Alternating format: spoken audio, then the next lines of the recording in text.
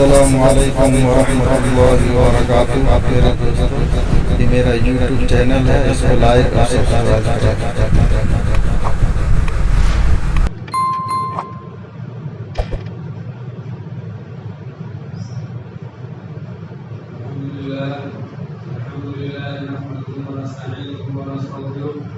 ونعوذ بالله من شرور انفسنا ومن سيئات اعمالنا من يهده الله فلا مضل له ومن يضلل فلا هادي له ونشهد ان سيدنا ومولانا محمدا عبده ورسوله اما بعد فاعوذ بالله من الشيطان الرجيم بسم الله الرحمن الرحيم لقد كان لكم في رسول الله اسوة حسنة صدق الله العظيم وقال النبي صلى الله عليه وسلم تركت فيكم امرين لن تضلوا ما تمسكتم بهما كتاب الله وسنة نبيه كما قال عليه الصلاة والسلام۔ سبھی حضرات کو بات پڑھ لیجیے۔ اللهم صل على سيدنا مولانا محمد وعلى وسلم يا رب صل وسلم دائما ابدا على الحبيب وخير الخلق كلهم۔ جو لوگ پیچھے بیٹھے ہیں آگے جگہ پیچھے نہ بیٹھیں، بعد میں جو لوگ آئیں ان کو اشارے نہ ہو۔ میرے بھائیوں بزرگوں دوستوں، اللہ رب العزت نے انسانوں کو اس دنیا کے اندر ایک مقصد دے کر بھیجا ہے۔ وہ مقصد کیا ہے کہ اللہ رب العزت کی عبادت کی جائے اور اپنی منمانی زندگی چھوڑ کر اللہ کے حکموں پر آ جائے، اسی کا نام عبادت ہے۔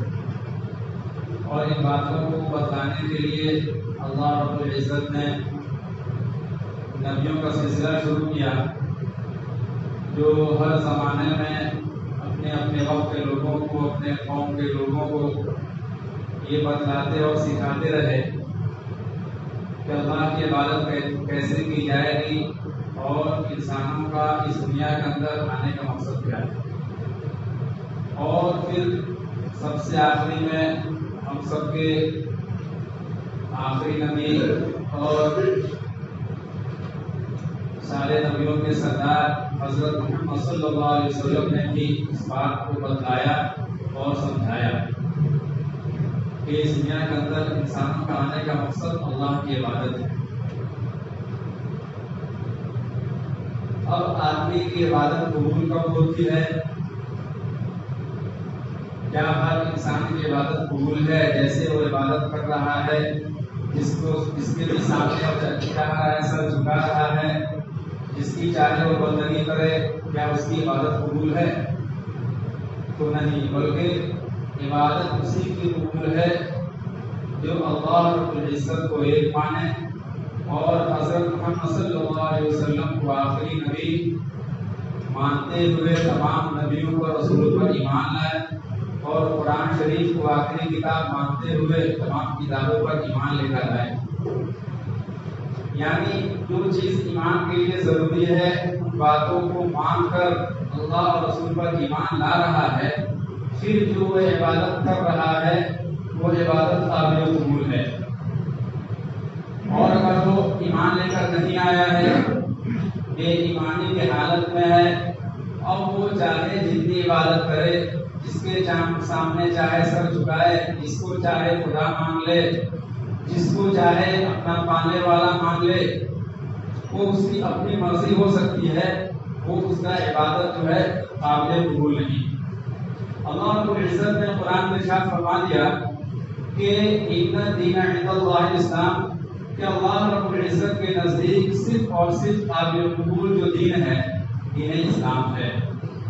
اگر دین اسلام کے علاوہ کوئی بھی شخص کسی دوسری دین کو سچا دین سمجھ کر زندگی گزار رہا ہے، اگر پھر وہ میرے پاس آ رہا ہے مرنے کے بعد، تو وہ قابل قبول نہیں ہے، وہ رد کر دیا جائے گا۔ صرف اور صرف قابل قبول کیا ہے؟ دین اسلام۔ اب میرے بھائیوں بزرگوں اور دوستوں، جب ہم نے دین اسلام کو اپنا مذہب مانا اور ایمان لے کر آئے، تو اللہ رب العزت نے ارشاد فرمایا قرآن شریف کے اندر حسب الناس أن يتركوا أن يقولوا آمنا وهم لا يفتنون کہ کیا یہ تم گمان کرتے ہو کہ تم صرف یہ کہہ دو کہ ہم ایمان لے کر آئے اور تم کو چھوڑ دیا جائے گا، تم کو آزمایا نہیں جائے گا؟ نہیں، بلکہ جب تم نے ایمان کا دعویٰ کیا ہے، جب تم نے اللہ کو اللہ مانا ہے، تو اس دنیا کے اندر تمہاری آزمائش بھی ہوگی، تم کو آزمایا بھی جائے گا، تمہارا امتحان بھی ہوگا کہ جو تم نے دعویٰ کیا ہے اس میں تم کتنے مضبوط ہو۔ جو بھی اس دنیا کے اندر آدمی کسی چیز کی دعویٰ کرتا ہے تو اس کا امتحان ہوتا ہے۔ کوئی شخص یہ کہتا ہے کہ میں نے 10th کر لیا ہے، ہمیں سرٹیفکیٹ چاہیے، اسی اس پہ بول دینے کی وجہ سے 10th کا سرٹیفکیٹ نہیں مل جاتا ہے، بلکہ اس کا ایگزام ہوتا ہے، اس امتحان اور ایگزام میں جب کامیاب ہوتا ہے تب کہا جاتا ہے کہ ہاں جو تم نے دعویٰ کیا تھا، جو تم نے کہا تھا اس میں تم کھڑے اترے، لو یہ تمہاری سرٹیفکیٹ۔ ایسے ہی بھائی بزرگوں اور دوستو، ہم جو ایمان لے کر آئے ہیں اللہ رب العزت کے اوپر، اللہ کے رسول کے اوپر، اللہ کی کتابوں پر، اللہ کے فرشتوں پر، اللہ کے نبیوں پر، آخرت پر اور اچھی اور بری تقدیر پر، تو صرف ہمارا منہ سے کہنے کا کافی نہیں ہے، بلکہ اللہ رب العزت آزمائیں گے۔ اب جو پکا اور سچا ہوگا ان آزمائشوں پر، ان مصیبتوں پر صبر کرے گا اور برداشت کرے گا، پھر جا کر وہ کامیاب ہوگا۔ اللہ رب العزت نے صحابہ کرام کو آزمایا، صحابہ کرام نے دعویٰ کیا تم ایمان لے کر آئے، تو کیا اللہ رب العزت نے تم یوں ہی چھوڑ دیا؟ نہیں، بلکہ اللہ رب العزت نے جو لوگ مکہ کے اندر تھے ان کو اتنا پریشان کیا گیا، اتنا پریشان کیا گیا کہ مکہ چھوڑ کر جانا پڑا، یہاں تک کہ حضور صلی اللہ علیہ وسلم کو مکہ چھوڑ کر جانا پڑا، ان کی بھی آزمائش ہوئی۔ پھر جب وہ آزمائشوں میں کھڑے اتر گئے، جیسے جیسے اللہ نے ان کو آزمایا اور آزمائش میں کھڑے اترے، تو اللہ رب العزت نے اس دنیا کے اندر ان کو سرٹیفکیٹ دے دیا۔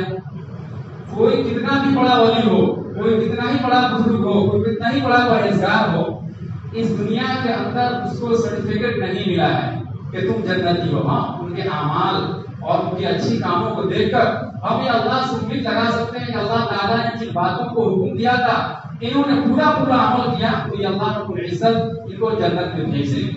لیکن سرٹیفکیٹ کسی کو نہیں ملا، لیکن صحابہ کرام رضی اللہ تعالی عنہم اجمعین اللہ رب العزت کو جیسا چاہا آزمایا، اور ہر آزمائش میں جب کھڑے اترے تو اللہ رب العزت نے اس دنیا کے اندر ان کو سرٹیفکیٹ دے دیا۔ قرآن میں اللہ رب العزت نے اعلان کر دیا کہ رضی اللہ عنہم ورضوا عنہ، کہ اللہ ان سے راضی ہو گیا اور وہ بھی اللہ سے راضی ہو گئے۔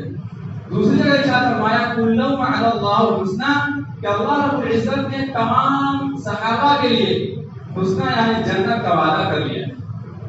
تو میرے بھائیوں بزرگوں اور دوستوں، آزمائش ہر ایمان والے کو ہونی ہے۔ اللہ رب العزت دوسری جگہ ارشاد فرما رہے ہیں وَلَنَبْلُوَنَّكُمْ بِشَيْءٍ مِّنَ الْخَوْفِ وَالْجُوعِ وَنَقْصٍ مِّنَ الْأَمْوَالِ وَالْأَنفُسِ وَالثَّمَرَاتِ وَبَشِّرِ الصَّابِرِينَ، کہ کبھی ہم تم کو آزمائیں گے خوف سے، اللہ رب العزت کبھی خوف دیں گے۔ جیسے ہمارے اوپر کبھی خوف آتا ہے کہ فلاں کی حکومت بڑھ گئی، پتہ جائے ہمارے اوپر کیا ہوگا۔ میرے بھائی، جب تک اللہ نہیں چاہیں گے کوئی کچھ نہیں بگاڑ سکتا ہے۔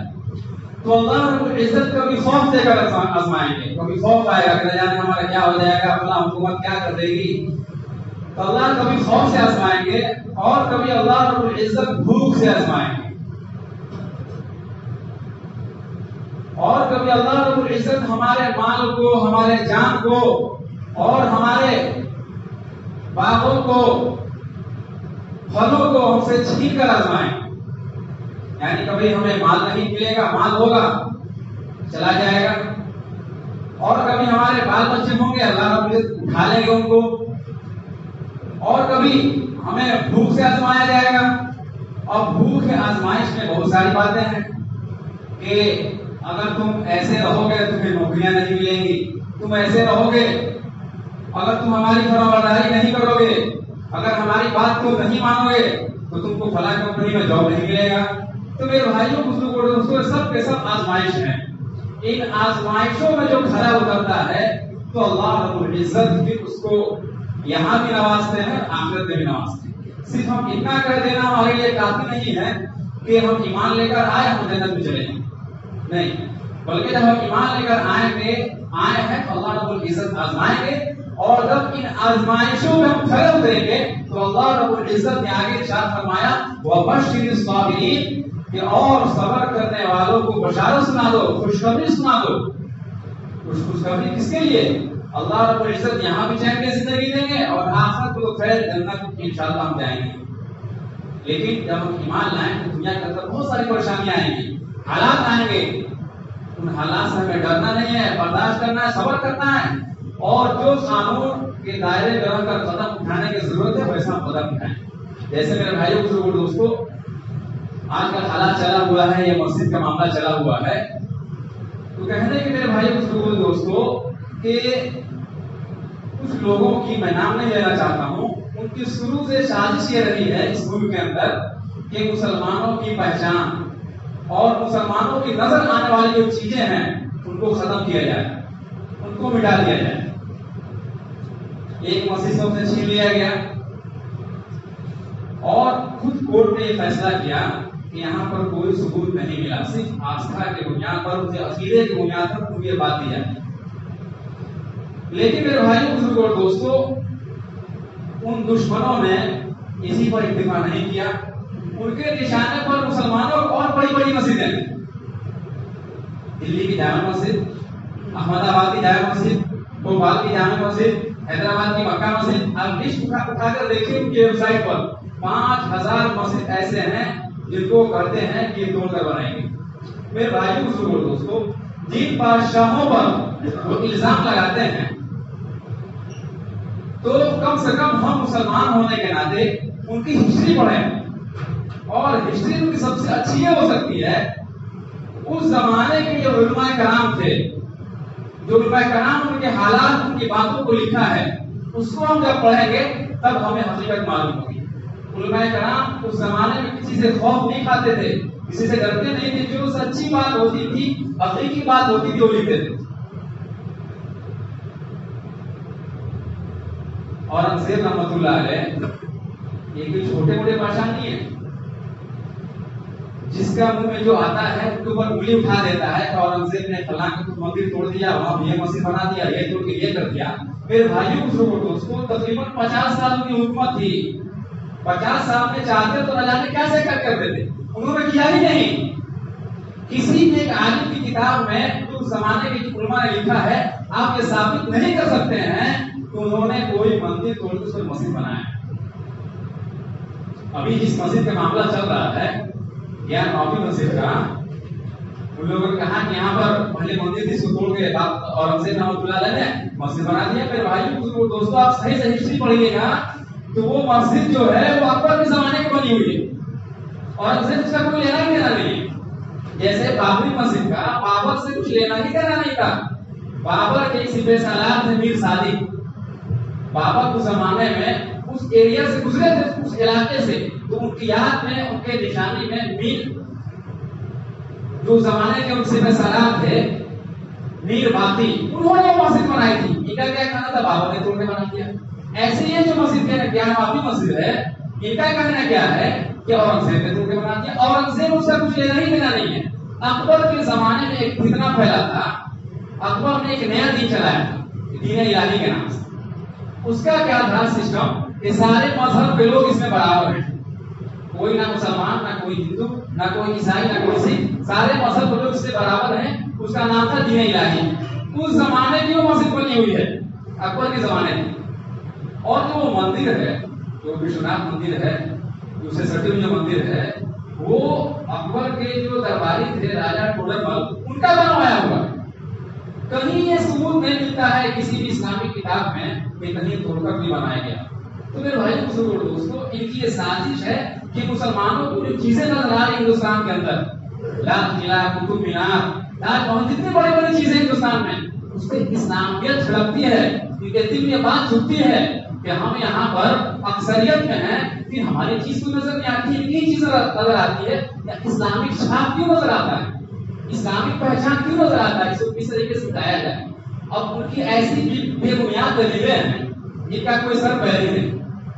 آپ جا کے سیوان کی جو چوک مسجد ہے آپ اس کے اندر جائیے، ایسی ایسی پھول پتیوں کا کام ہوا ہے کہ آپ غور سے دیکھیں گے تو اس میں بھی لگے گا کوئی گلاب ہے، کوئی پھول ہے، کوئی پھول ہے. اگر یہ اس میں بھی چلے گا اس میں بھی ثابت کر دیں گے کہ دیکھیے یہ ہمارے مندر کو انہوں نے بنایا گیا ہے، اس میں یہ پھول ہے، اس پھول کو ہماری پوجا ہوتی ہے، اس میں یہ پھول ہے، اس سے فلاں بھگوان یہاں آئے تھے. ان کا کوئی سر پیر ہی نہیں ہے، کوئی ثبوت ہی نہیں ہے ان کے پاس، بس یہ مان لیتے ہیں وہ ہو جاتے ہیں.